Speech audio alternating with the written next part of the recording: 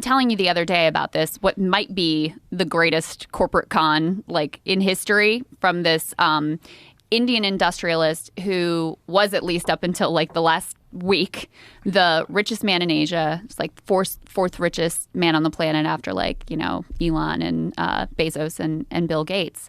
And there's no doubt his company is big. He's got close ties in with the Modi government. He's built ports. He's like involved in energy, runs airports, all this stuff.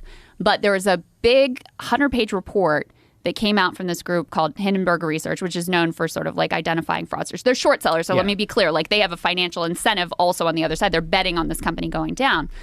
But what they revealed was essentially that this guy, allegedly, they deny it, had set up all of these shell companies that they were using to manipulate their stock, which propped up the company's value, which also hid how bad their like debt situation was, that his brother was controlling a bunch of these shell companies. And so over the course of the past, week and a half, his suite of companies, like 7 different companies, have lost like half their value. $100 billion in value. $100 billion. He's lost half of his fortune in a week, 10 days, yeah, the something scheme like that. is actually not on all that dissimilar from the SBF thing, which is basically Mauritius, which is offshore. They were using Mauritius-based shell companies to have cash there that they actually owned to buy their own stock, inflating the stock price.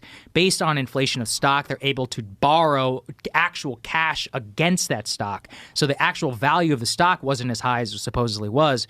SBF kind of did the same thing by issuing that own token, which they then claimed had value, and then borrowing actual cash based on the value of this false token. And that's how you get the billions and billions that stack up on each other. And this would all be funny if Adani was not one of the most powerful men in India, if his companies did not prop up and not was invested in by the, I think it's the State Bank of India.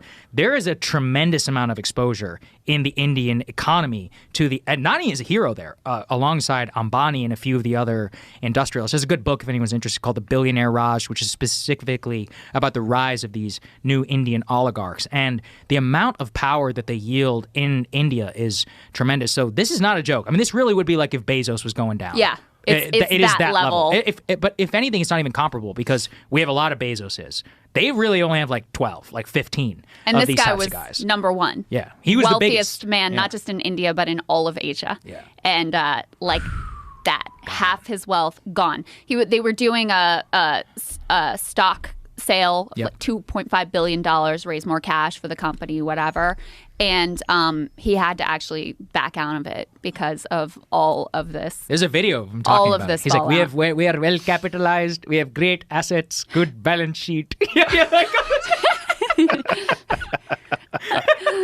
And his response. Now, listen, I want to be clear. The response was 435 pages. Yes. I do not claim that I read all of it, but in part, what it said was basically like, this is an attack on India, rather than responding to the specific claims. He's playing to sort of like Indian nationalism to try to rally. That's the smart. troops. It's a smart thing to do. If you criticize Anthony Fauci, you're criticizing science. science. That way he pulled the Fauci move. That's what he did. I don't think it's working for him quite as well, though. Wow, that's crazy. Right? Wow, what a house of cards. How many... Subscribe our channel and press the bell icon for updates.